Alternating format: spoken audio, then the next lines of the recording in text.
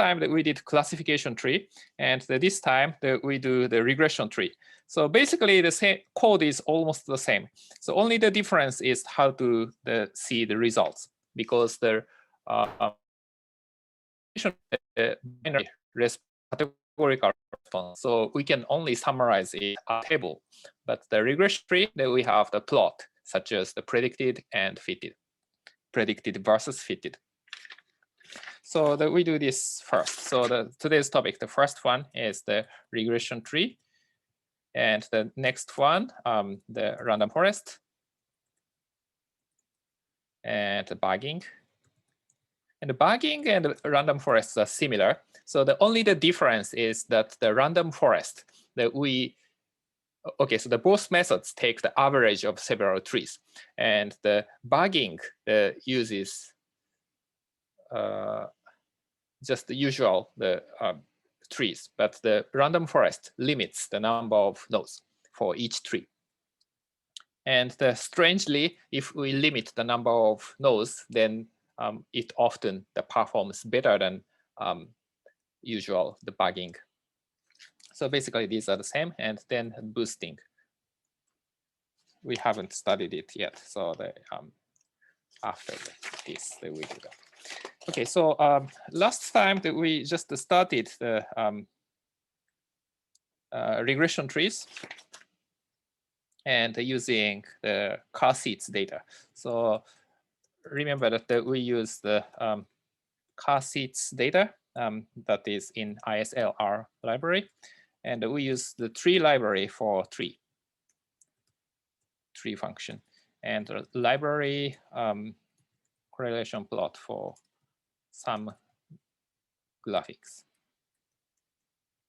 Maybe we don't use it for today. Okay, so then and the car seats. Remember that this is the data set with 11 variables, and the sales. The last time that we make it a binary variable, that whether or not sales is more than 8. But this time we use the variable as a numeric variable. So maybe histogram of sales. We have seen that the sales has some good histograms. So this histogram looks good. It's slightly skewed to the right, but we don't have many outliers, and it's not skewed too much. So if you are analyzing some data set in the final project, especially some price data, it's very skewed. For example, the income distribution is almost the chi-square distributed. So it's better to take the logarithm or square root to make a more reasonable analysis. Or also the medical data. For example, the distribution of the cancer size. The most cancers are small, but a few cancers are really large. So in such a case, probably take the logarithm of the variable that makes more sense. So always check the data before applying the advanced statistical methods.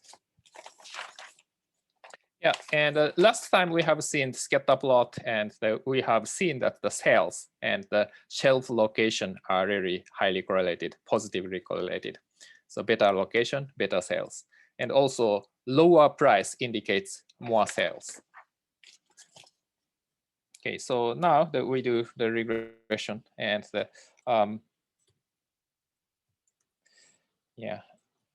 at first we define the training set and the test set, and this sample function is good for making the training set and the test set. We randomly select 200 observations from 400. And test set, you can use the set difference. Sometimes you can use the so set difference. So basically we randomly selected 200 numbers out of 1 to 400 in the first line. So the set difference, we take the difference between 1 to 400 and the training set. So then in this way, we can make training set and test set. And the sample that does not sort the observations. So maybe to better see it, it's good to sort it. Then maybe you can see, for example, first 10 of the each are here. So there are first 3 observations in training set and 4th to 7th observation in the test set, and so on. You can see these are mutually exclusive and exhaustive. Okay, so now regression tree. So TRR2, the tree cells data car seats, TRN. Okay, so we only selected the rows in the training set, and the cells is the response, and the other variables in this data set are predictors. So we have 10 predictors here. Okay, then we have fitted tree. So yeah, if we type the TRR2, then we can see what's happening. So yeah, so yep, you can see what's the threshold and what's the number of observation in each I don't know, branch, and the deviance and the y value, estimated y value. So last time it's classification, so either yes or no. But here that we have the average amount. So basically, if we have predictor and response, and we make a node, make a split in a tree, then we separate it into 2 classes. So each group has the group mean. So the group mean is basically here. So this 7.575 is just overall average. Let's split 1. Yep. Shelf location. Yeah, so 400 observations in total, but we are only using 200 observations. So average is 7.575. And if shelf location is bad or medium, the average is the 6.74. So lower sales. And we have 157 observations in this. And the another case is the shelf location is good. And for this case, the average is 10.62, and so on. And the further that we split the tree, so the shelf location is bad and medium. Actually, the shelf location is really important. At first, good or others, that is most important, the split. Then second, the either bad or medium. And still, the bad and medium has large difference. Then after that, the other variable comes in, price or population or age or advertisement amount, and so on. So you can see the plot, the tree by plot function, but you can only see this tree itself, and it does not make any sense. So we would like to see the explanation. So text. Then this, the CEX just changes the font size. So this, so it looks good. If the CEX is different, then just font size becomes different. So now that we have the 0.7, but if we have larger value, then the letter gets larger. So 1.4, then they're much larger, but maybe it's too much. Yeah. So text is the low dimensional function, so it overrides. So maybe we have to do this way. Then this. Maybe the letters are too large.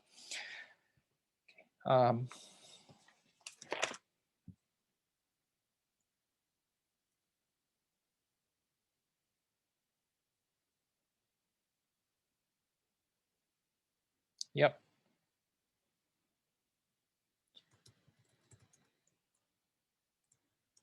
And a summary that you can see we have now 15 nodes. So I think the R has the default value for the number of nodes. Maybe 15 is just the square root of 200. I mean, the integer larger than square root of 200. The smallest integer larger than 200, the square root of 200. So probably that is the reason that they choose 15. And we have some basic statistics. And now that we want to see what is the optimal number of nodes. So we have to determine the hyperparameter, that is the number of nodes. Or we can say the penalty on the tree size. So those two are related to each other. So if penalty on the tree size is large, then we will choose smaller tree.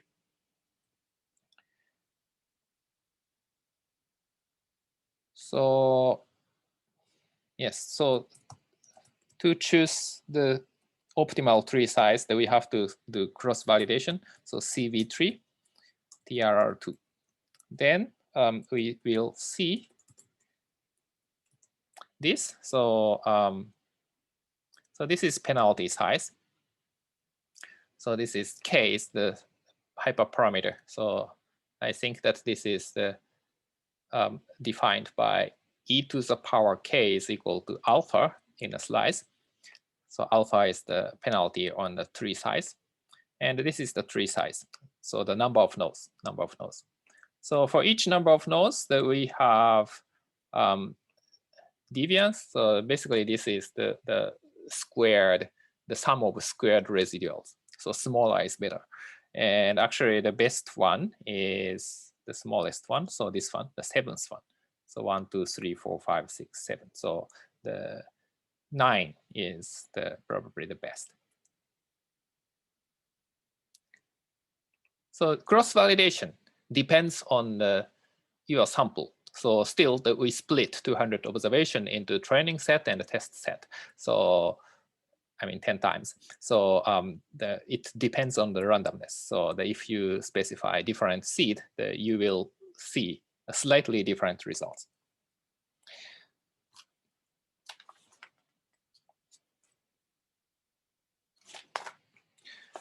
Yeah.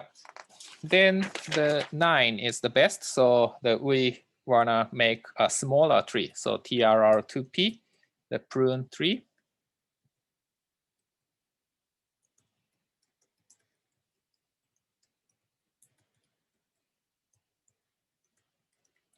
I think that the prune tree to 9 may be slightly different from the just a tree with 9 nodes made from scratch. I mean, at first we have the 1 node. Then now we have the 15 nodes. Then we prune the tree so that we go back to 9. But it may be different from the tree with originally 9 nodes. So it's similar to the forward-backward selection.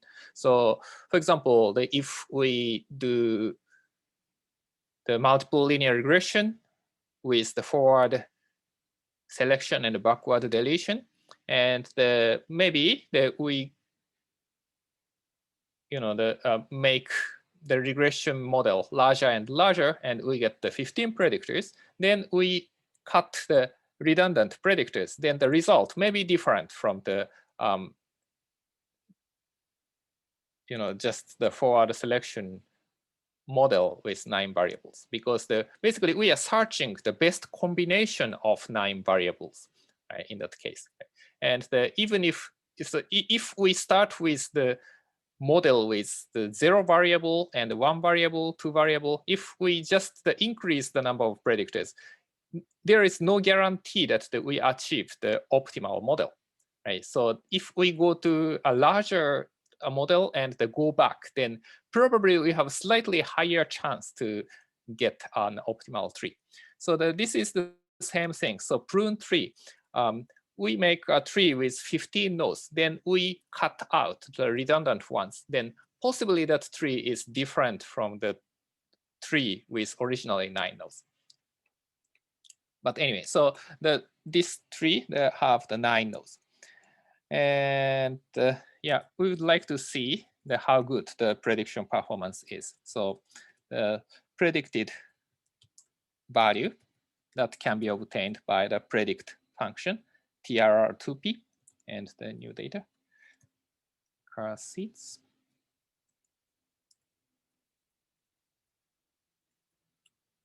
Car seats TRN. Yeah, so predict function is general function to calculate the predicted value. And here just we calculate the fitted value. So we put the same data set. If you put the different data set always, this data set should have exactly the same structure as original data set. So all the name of the variables should be the same.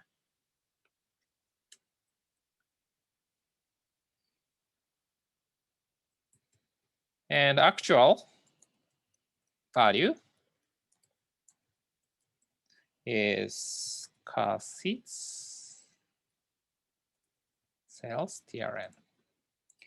So now that we can plot actual versus the predicted.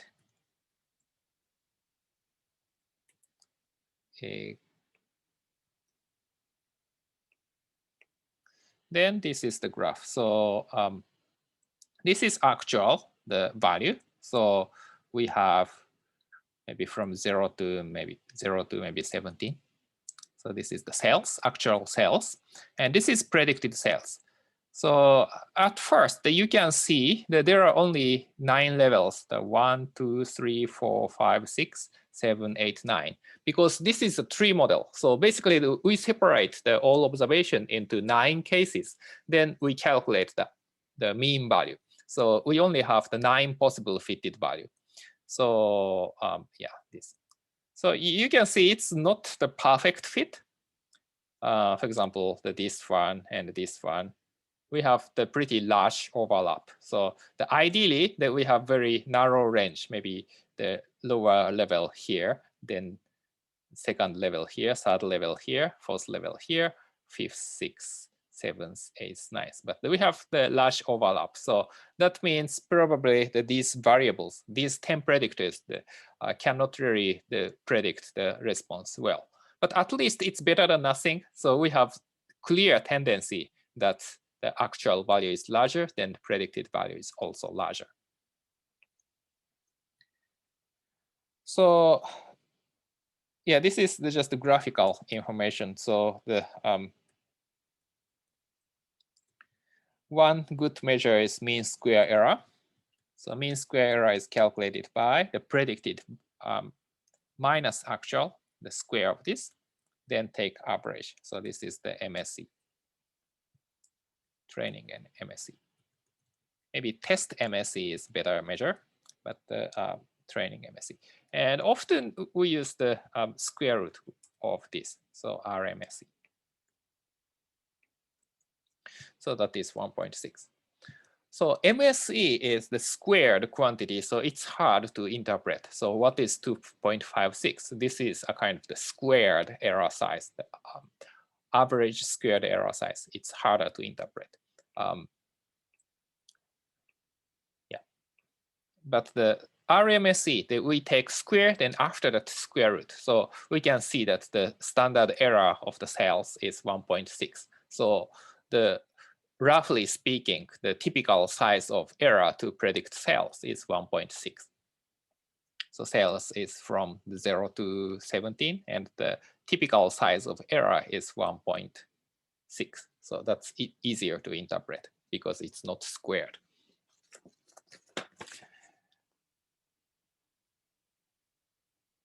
And the next that we wanna calculate the test error.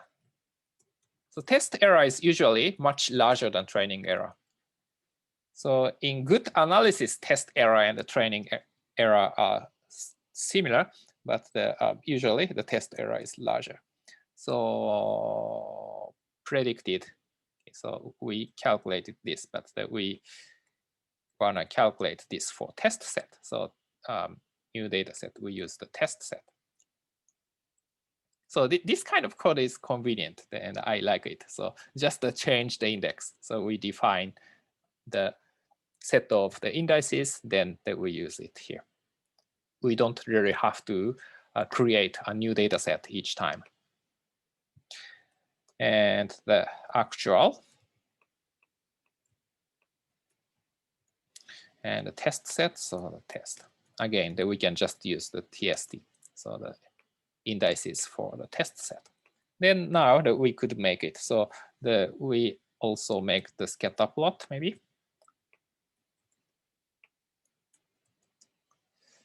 Then we can see this. You can see it looks obviously worse than the last time. So still we have some tendency, positive relationship between the two variables, but the correlation gets smaller. So the error should be larger. And we can calculate the square root test RMSE. That is just replace this by test.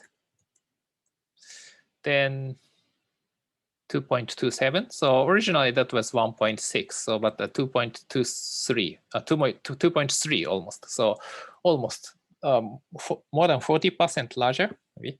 So the error is much larger. So the fair evaluation of the model performance is this test RMSE. So 2.27.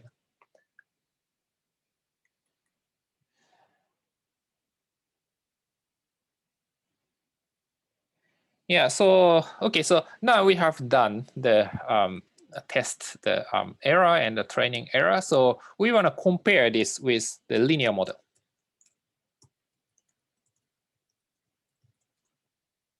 So always it's good to compare the performance of the two models by the final results. So predicted value is also valuable in that way, because maybe 3 minutes. Because the two different statistical models, maybe the totally different schemes. So we cannot really compare likelihood or AIC, but the AIC, sometimes we can compare, but the likelihood, yeah, but sometimes it's hard to compare some hidden parameters or something. So it's good to compare the two models with the final performance, test RMSE. So we want to compare the model with the linear model by using the test RMSE. So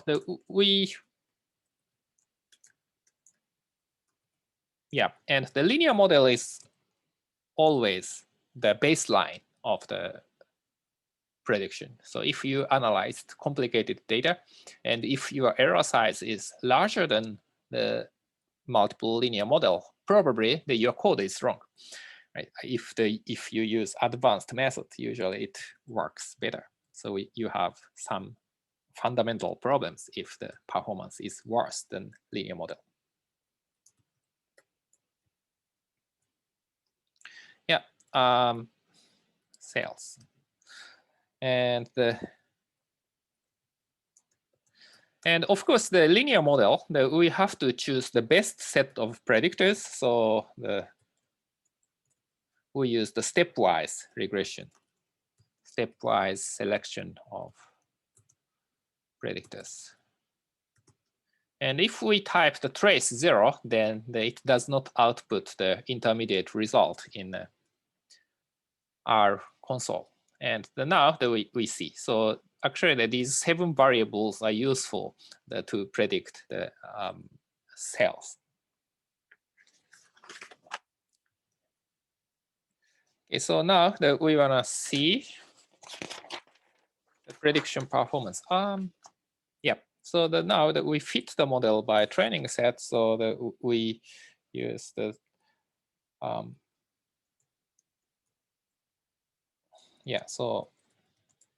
so linear model, we have many ways to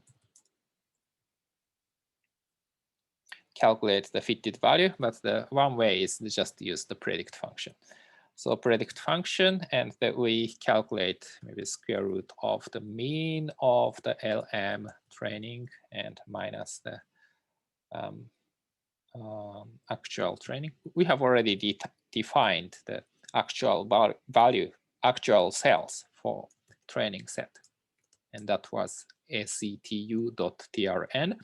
So mean, we need the parentheses here, and the squared quantity, then take mean and take square root. So this is RMSE training.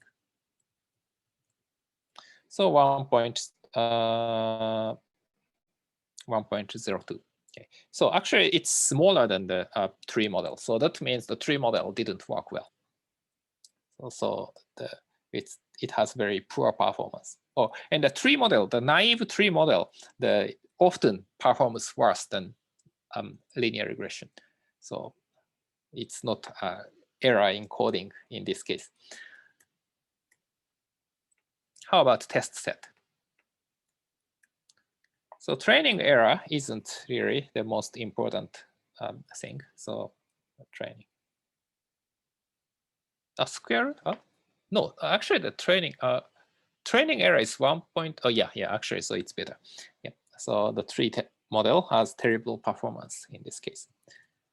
And the new data set, car seats,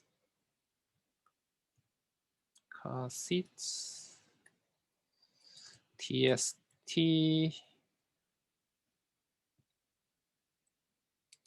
Yeah, so now that we can calculate the root mean square error for test set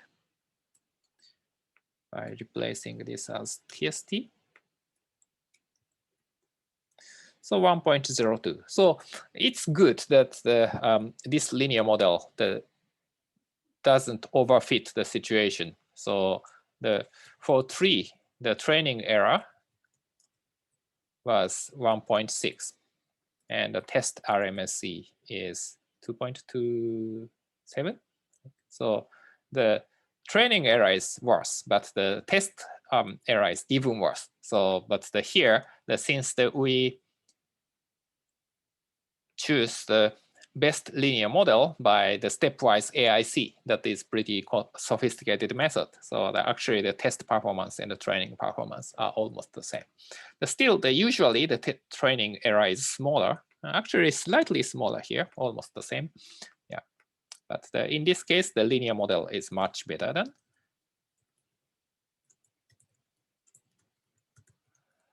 the tree in terms of test RMS. So that's it. Do you have questions?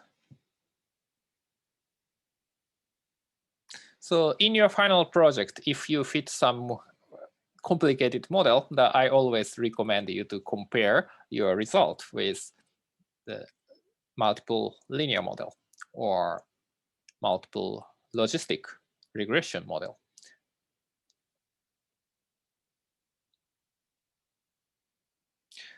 So for the data competition, when I tried it a couple of years ago, if you just do linear regression or logistic regression, your performance is maybe the bottom 10% of the all competitors.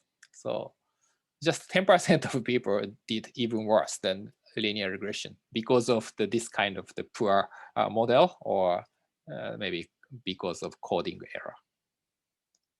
So if 100 participants, you do just the stepwise AIC, usually your place is the 90s or something.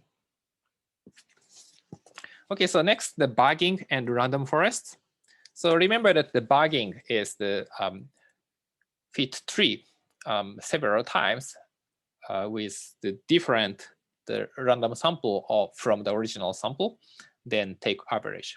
So the tree, so if we take the average of trees, then the decision is the smoother. So we have the more steps. So because the estimated, the fitted value is the smoother the curve or surface in the predictor space.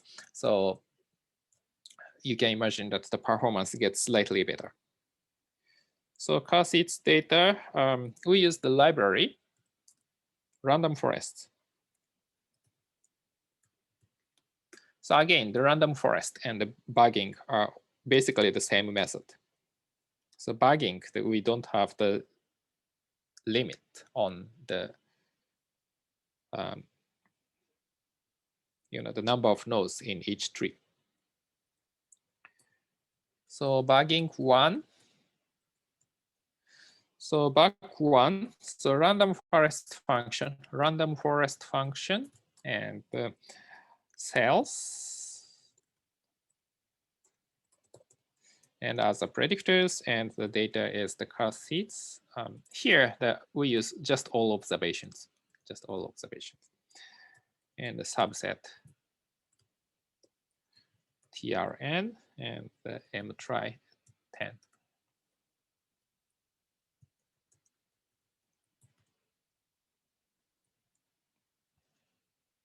So data is clear, and the subset that we just specify subsets. So you can also specify the car seats, the bracket, the TRN, comma bracket, but also that we have another way, that is the subset is equal to TRN.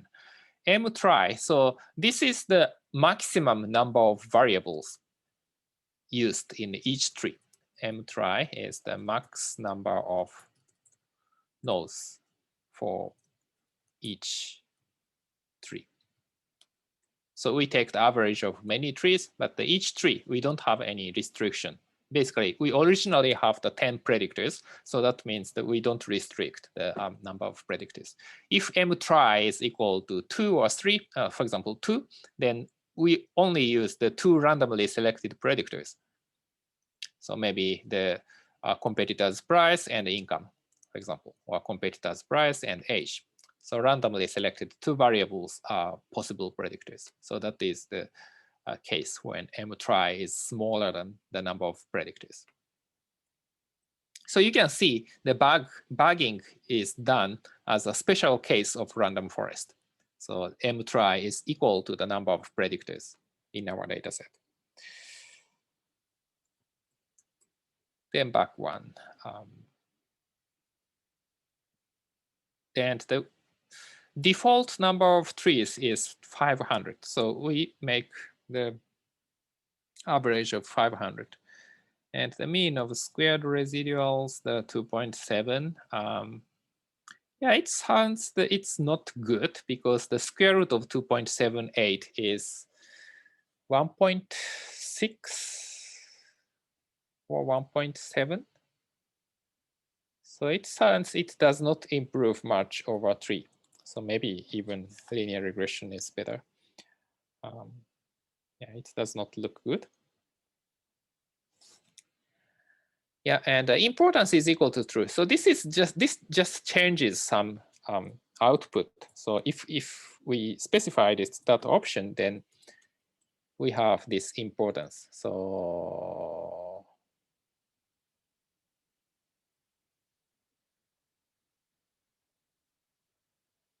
increased node purity.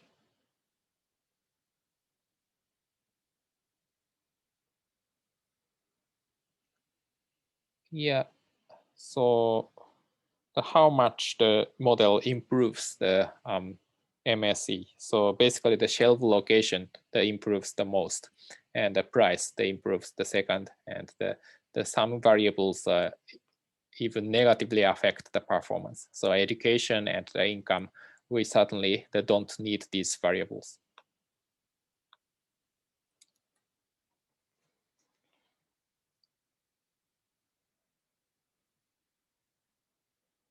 Yeah, then after this, basically,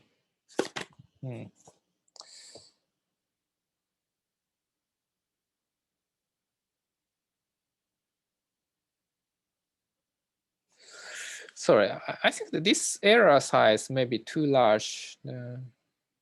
Squared residuals. But anyway, so we make a scatter plot to see how good the prediction performance is. The predict TRN.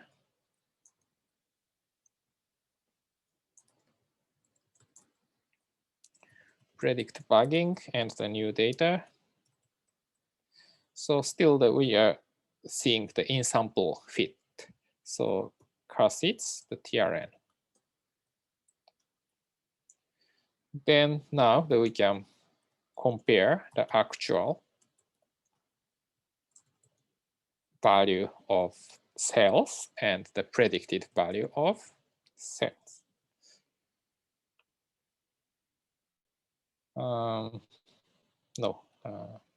Yeah.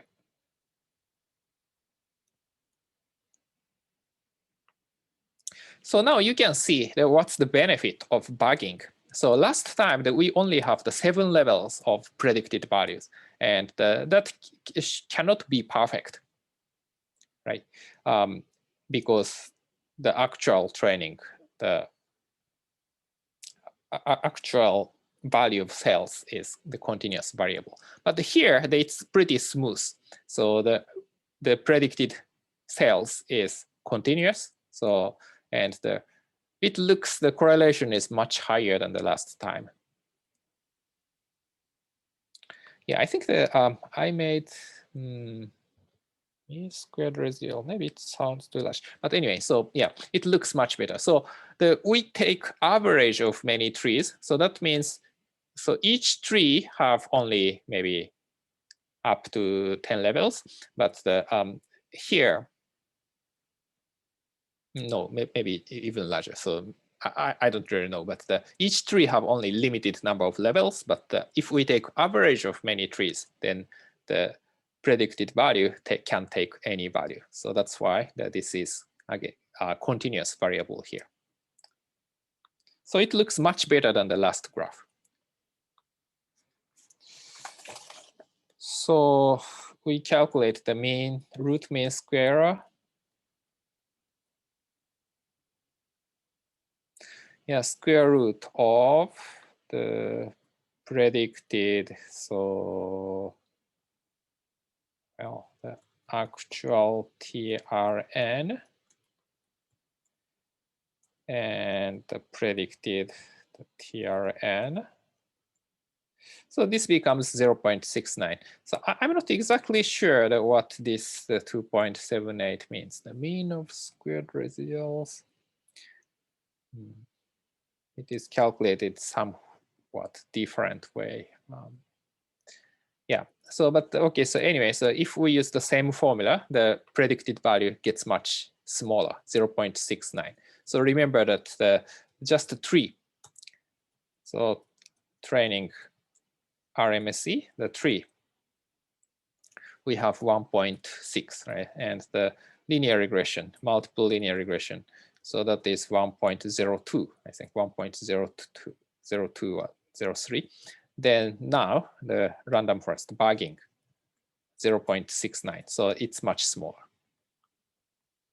But often the bugging and random forests suffer from the overfitting, so the test error gets much worse. That is often the case.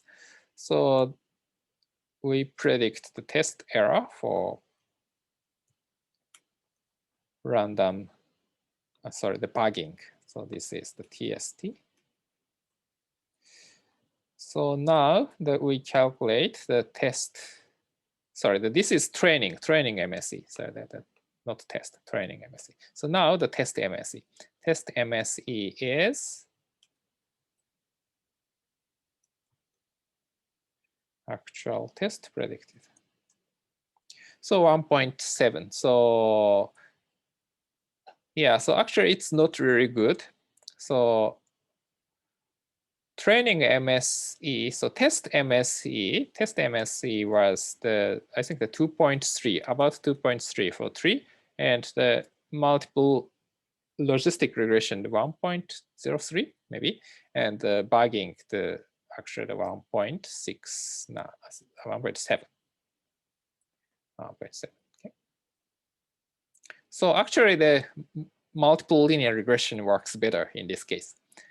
This happens often. So if we use the bugging, then training MSE is surprisingly small, but the test MSE are not as good. That can happen.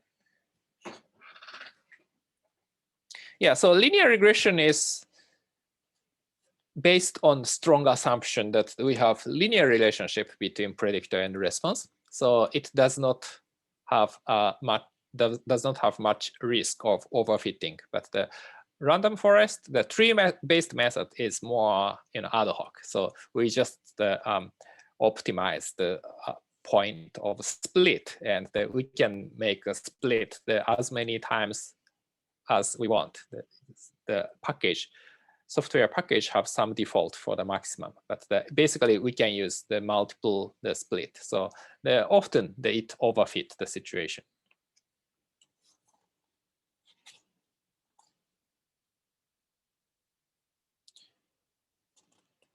Yeah, and and only this validation approach or cross validation can compare the results, because if we think about for example, the AIC for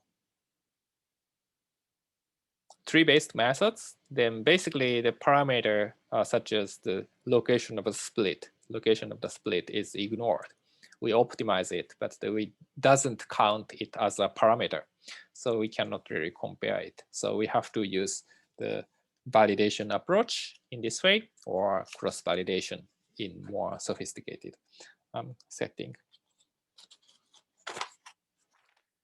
So basically, the random bugging performs better than the usual regression tree, but they're not as good as multiple linear regression, unfortunately.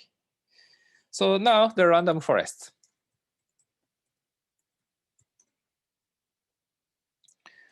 So random forest 1, we almost have the same code as bugging. So random forest cells on other variables. The data set is the cassettes, subset the TRN, then M try 3. Yeah, so we limit the number of variables to 3. So we only use the 3 best predictors. So what's the benefit? It's not clear, but for example, we don't pick up the shelf location, and we don't pick up the price either. Then we use the minor predictors, such as competitors' price or population. Then we have higher chance to deduct some information from those variables. Yeah, so it's like ants. So the ants, only 20% of ants work diligently for their job, and 80% don't work. So basically the bugging or tree-based method have the similar problems. So if we use all 10 variables, always the shelf location and the price, they work hard, but the other variables, they don't really work. So if we drop those variables, then we can also deduce some information from those variables. So that's why maybe this is better. Do you have any questions? So like this situation, right? So for example, the Bahit, they often ask me questions, right? So this time, so this time no one asked, but suppose that don't ask question, Bahit, I say. Then maybe another student ask me questions, then that diversify the kind of questions, for example. Yeah. So that is the idea of random forests, probably. It's a little bit strange that if we drop the best one, then the final performance gets better.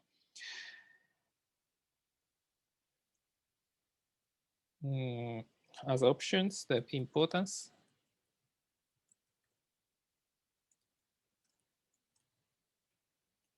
Yeah, so basically this is the same. So just we see the final result. So the predicted value and training, maybe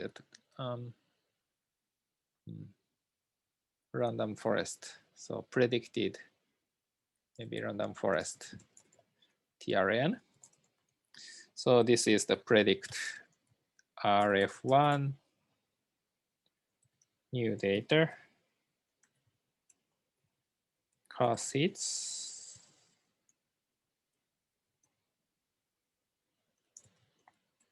TRN. Car seats.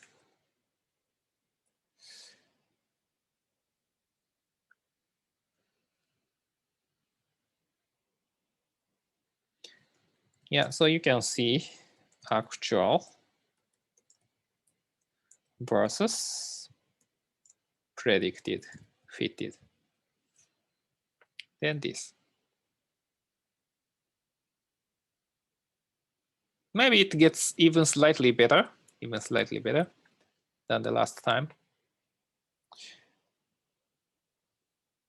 Then we calculate the root mean square error. So test maybe training MSE. So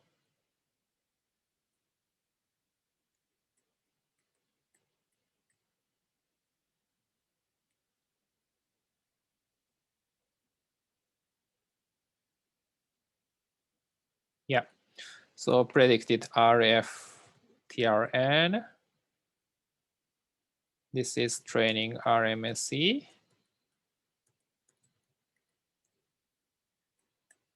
Predicted, so P is capital, so 0.8. So last time the predicted is the 0.69, but this time the 0.8. So it's slightly worse. But anyway, this is not important. Important one is the test RMSE. So predict RF test.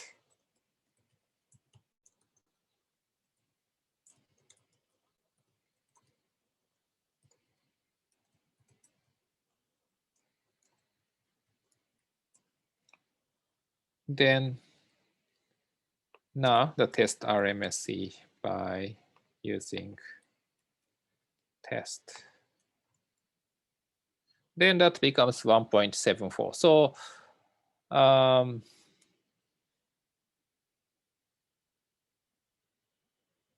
yeah, so in this case, the random forest does not improve the fit. The actually the 1.74 against 1.7, so it gets slightly worse. So the random forest does not work well.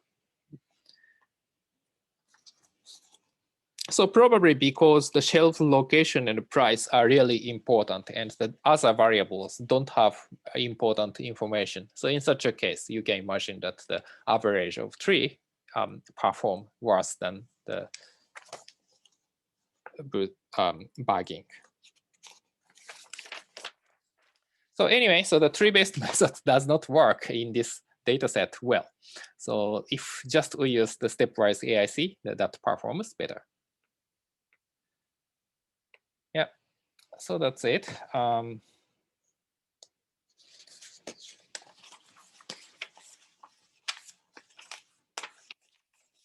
Yeah, so just I want to explain something about the final project. So I think that many of you have already made a presentation in another course. I think at least Jacob and Ian and I think Colin. And how many of you have not made any presentation in my previous courses? Well, me, this is my first course with you. Same for me. Okay, great. Yeah, so final project presentation that we have the 30 minutes presentation this time. And this is the statistical presentation. So you don't have to be creative to outline the presentation. So at first, you can describe the introduction or background and so on. Then second, describe the methodologies.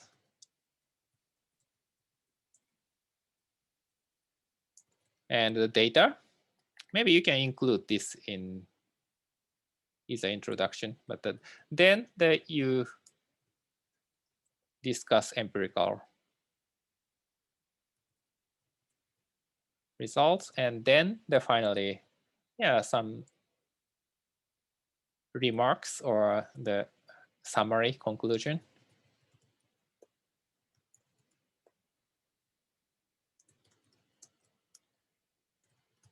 Future issues and so on.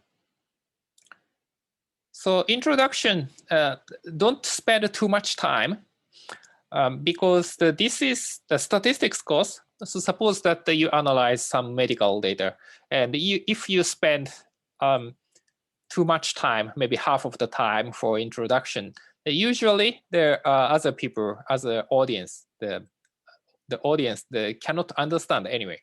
So anyway, so you know the background well, but the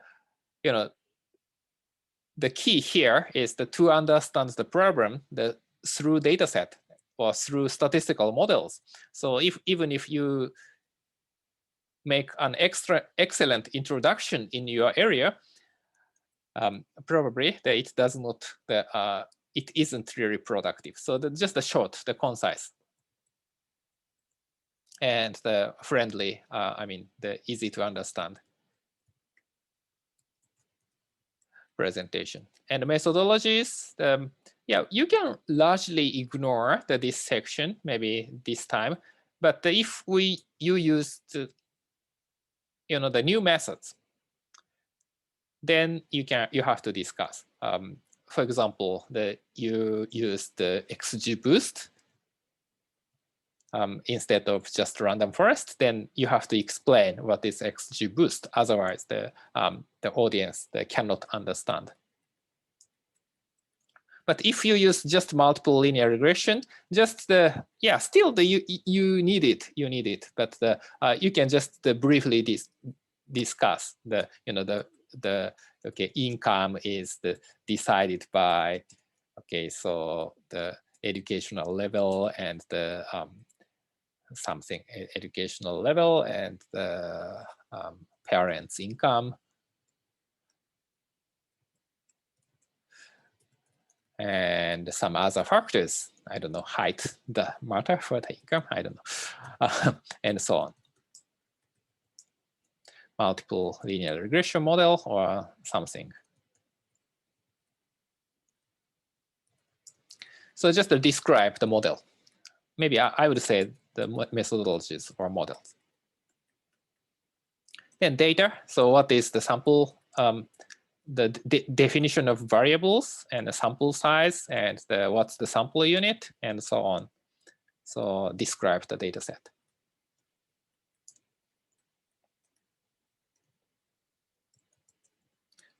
Unit, maybe some dependent structure.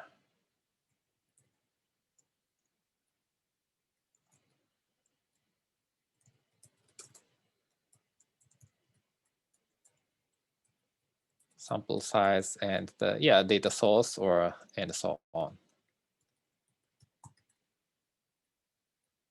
The definition of variables. Then empirical result. Empirical result is empirical results. Probably this is the longest part.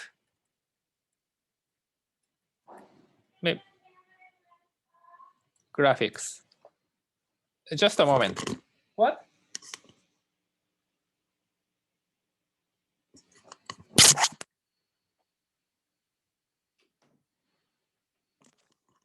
Okay, so yeah, then conclusion. So this is also short, maybe just maybe 30 seconds, 1 minute or so.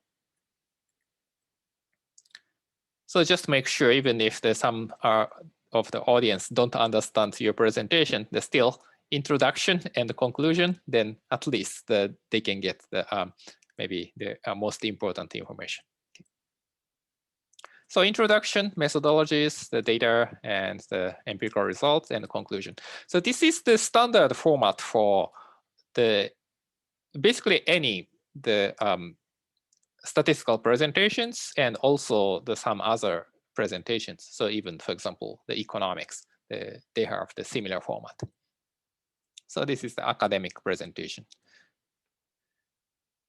Yeah, of course, you can change it if you have the specific reasons.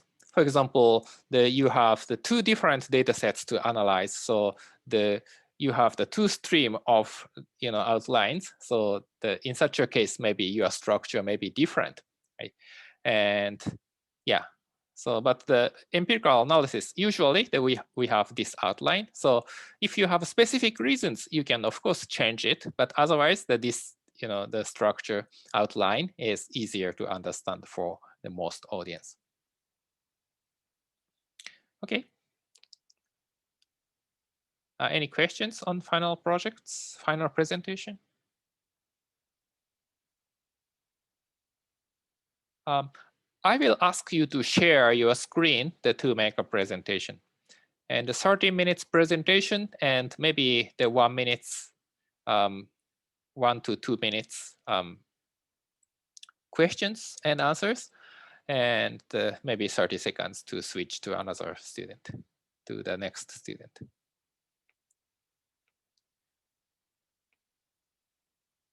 And yeah, so 30 minutes. So probably maybe 13, usually maybe 10 to 20 slides.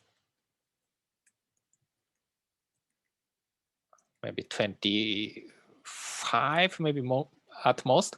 10 to 25 slides are good. It depends on how much time you spend on each slide. It depends on how much information you put in one slide. So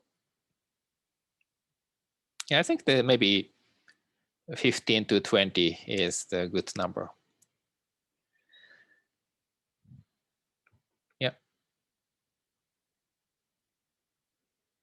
And just practice your presentation, practice and the time your presentation. So the time restriction is tight. So if you don't practice, then probably you cannot finish with the 30 minutes. If your presentation is shorter, that's fine. If it's 11 minutes, 10 minutes, that's fine. If it's longer, that's a problem. You can extend for the 10 seconds, the 20 seconds, that's fine. But don't make 20 minutes presentation. So I will stop in the middle.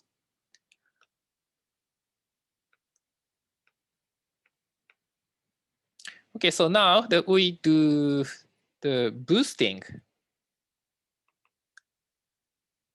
Boosting is a general framework for many statistical learning methods.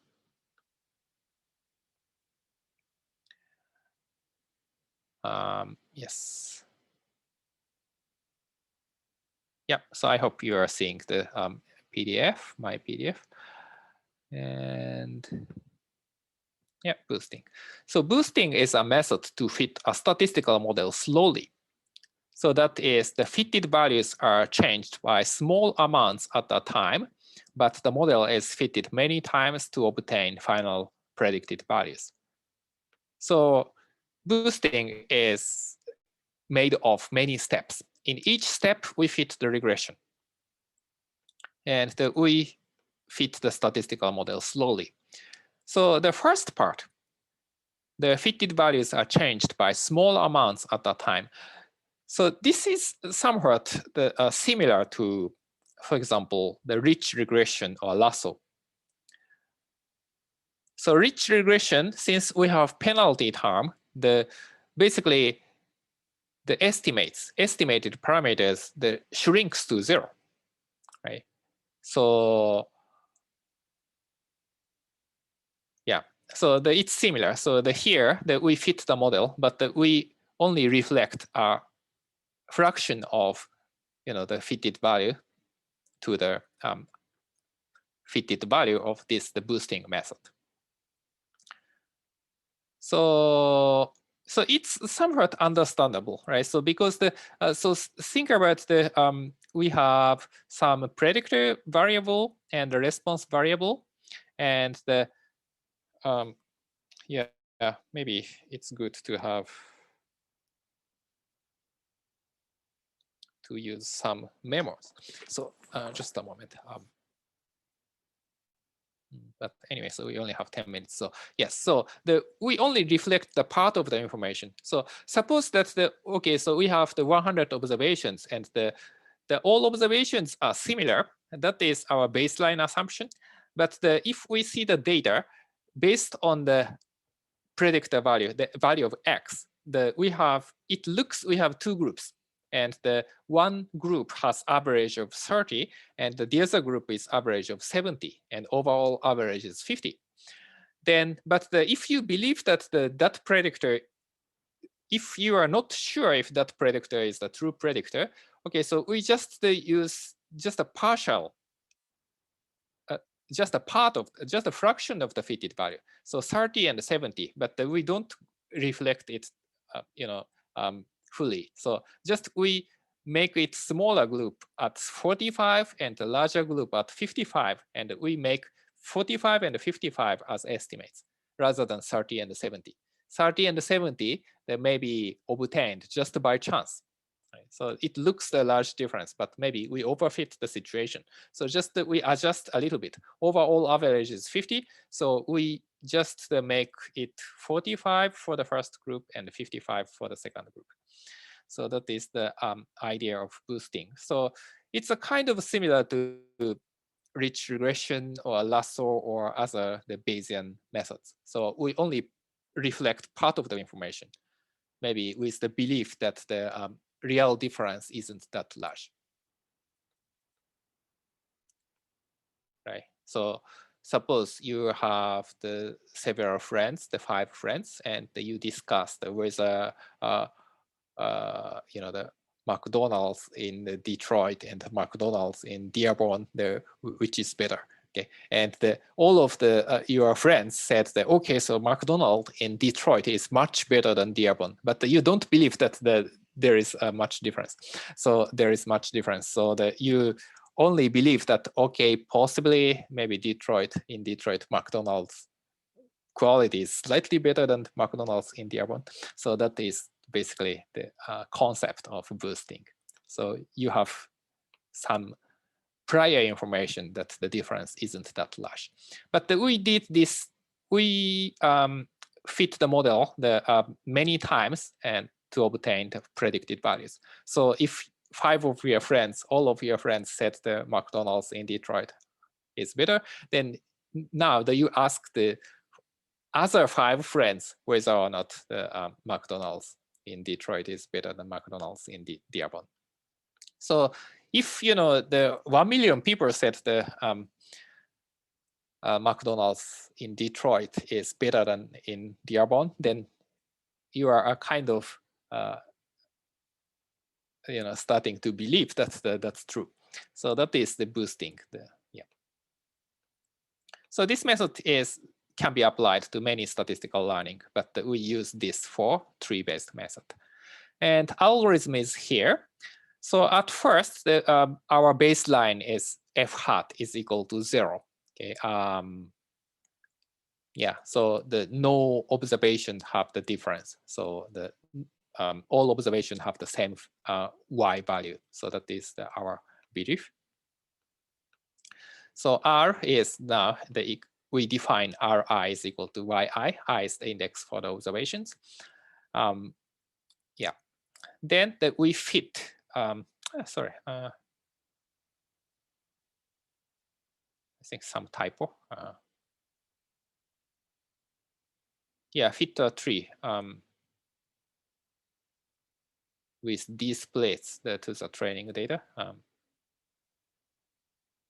I think some typo for each B. For each B, the fit a tree, and f hat.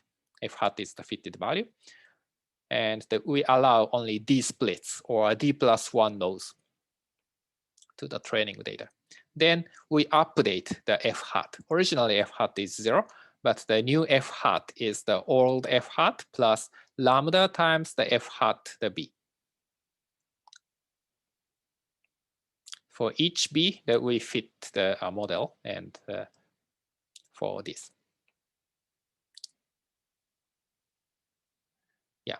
and we reflect only the partial information of f hat to the new f hat. So here lambda is a small value such as 0.01. So we reflect only 1% of fitted value to the new fitted value. So the first time that we fit y on x, but the next time that we use residuals. So we fit residuals on x. Basically, the residual is remaining part, right? So that we we only reflect the partial information of f hat each time. So still the residual includes most of the information of response variable. So the residual, we use the residual each time to fit the model. Then we gradually update this f hat.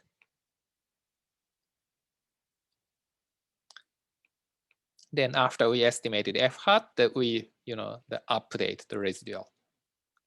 So residual becomes smaller and smaller. So each time that we use some information from the data set.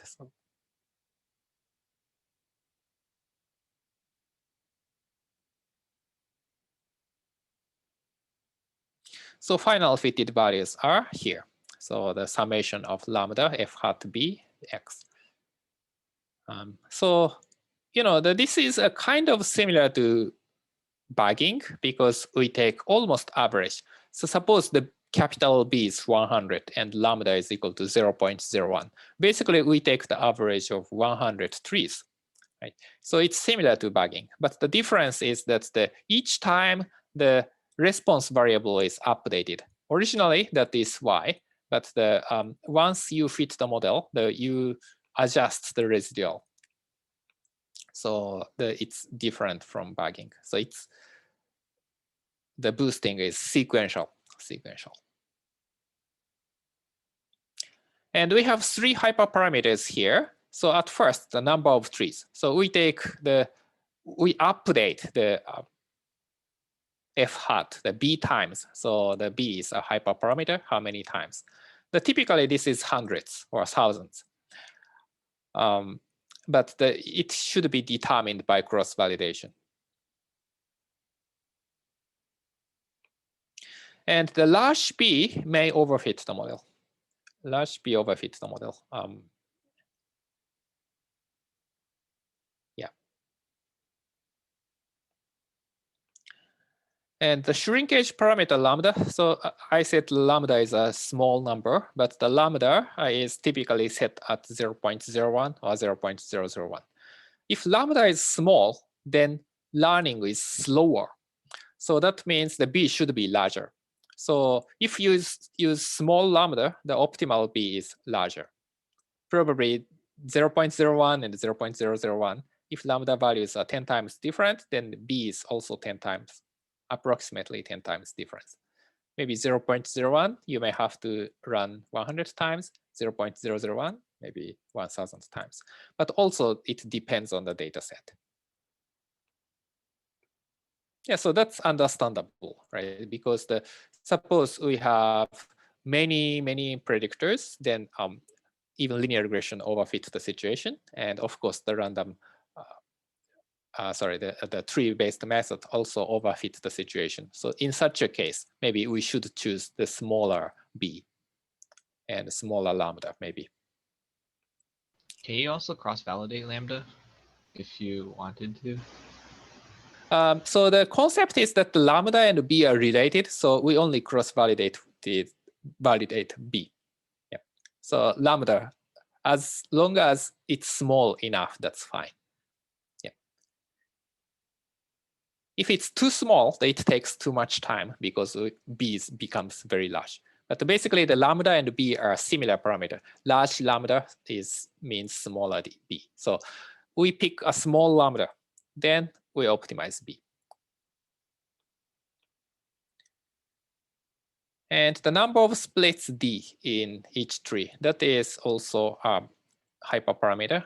But usually d is equal to 0, 1, or 2 is enough. So theoretically, this can be compared by cross-validation, but usually we just choose a small d. So anyway, we use many trees, and so yeah, d is equal to 1 works good often.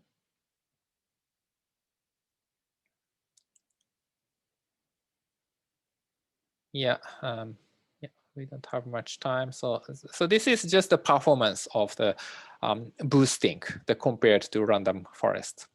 And the number of trees, so this is B. And D, the number of